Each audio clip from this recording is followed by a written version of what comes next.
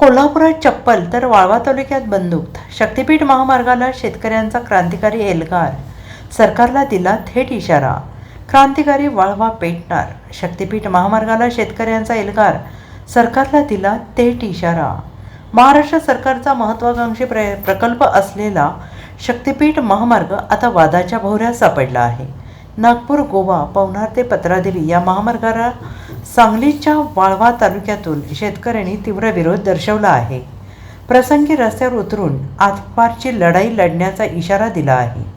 सरकारने सुपीक जमिनींचा घास घेतल्यास आम्ही गप्प बसणार नाही, अशा शब्दात शेतकऱ्यांचा संताप व्यक्त होतो आहे. वाळवा तालुका हा राज्यातील सर्वाधिक सुपीक आणि बागायती पट्टा म्हणून ओळखला जातो.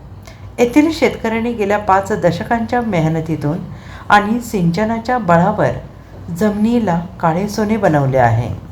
ऊसाचे विक्रमी उत्पादन, एका गुंठ्यात 2.5 टनांपर्यंत ऊस घेणाऱ्या या जमिनी महामार्गाच्या विळख्यात जाणार आहे.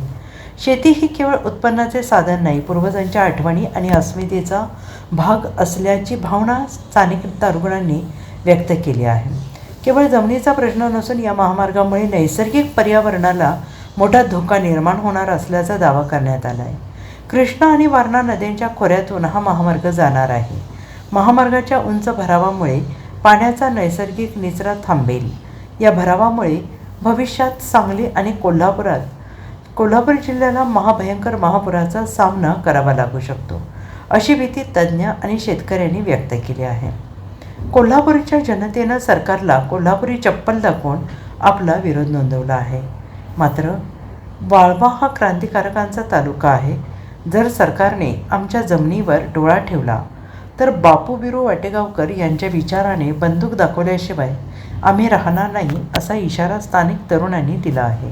महाराष्ट्राचा जो पत्रादेवी पवनार ते पत्रादेवी महाराष्ट्र शक्तिपीठ महामार्गाचं ते नियोजन केलं समजा शक्तिपीठ आहे, तो आमच्या वाळवा तालुक्यातनं जात आहे.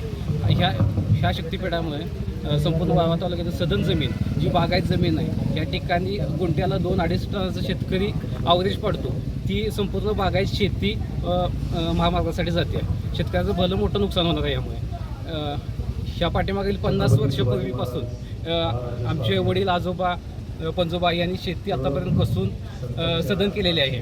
पाण्याची सुविधा नसताना, या ठिकाणी कुसव होत असताना इरिगेशन सुविधा आणून पाणी आणून शेती सदन केलेली आहे. त्यामुळे जे आता बागायत आम्ही जमीन केली आहे त्याचं फार मोठं नुकसान होणार आहे. शेती आमच्या हृदयाशी जोडलेली एक भावनिक हे आहे. आम्ही ज्या ठिकाणी लहानपणापासून खेळलो, बागडलो, जे आमची घरं विहिरे असतील, त्या आंबेची झाडं असतील, नारळी झाडं असतील, त्या झाडाखाली आम्ही खेळलो, बागडलो, ती आमची हृदयाशी जोडलेली गोष्ट ती निघून जाणार आहे. त्याचं आम्हाला शेतकऱ्यांना खूप वाईट वाटते. सदर शक्तिपीठ महामार्गाचा वाळवा तालुक्याला कोणताही फायदा होणार नाही, कारण संपूर्ण सदन भाग आहे. फक्त शेतकऱ्यांना फसवण्याचं फक्त उद्देश चालू आहे. 5 लाख मिळतील, 10 लाख मिळतील, पण तसं काही होणार नाही. शेतकऱ्याचं खूप मोठं नुकसान होणार आहे. आपल्या वाळवा तालुक्यामधून कृष्णा व वारणा 2 मोठ्या नद्या जातात आणि पाण्याचा मागं फुगवटा होऊन मोठ्या प्रमाणात शेतीचं फार मोठं नुकसान होणार आहे. सदर जमिनी ह्या पूर्णपणे चिबड्या होणार आहेत. आणि इथून पुढं महापुराचा वाळवा तालुका असेल, सांगली जिल्ह्याला, कोल्हापूर जिल्ह्याला खूप मोठा धोका आहे. ह्या आधी कोल्हापूर जिल्ह्यातून शक्तिपीठ महामार्ग जात असताना कोल्हापुरातील लोकांनी, कोल्हापुरातील जनतेने या शासनाला कोल्हापूर चप्पल दाखवलेले.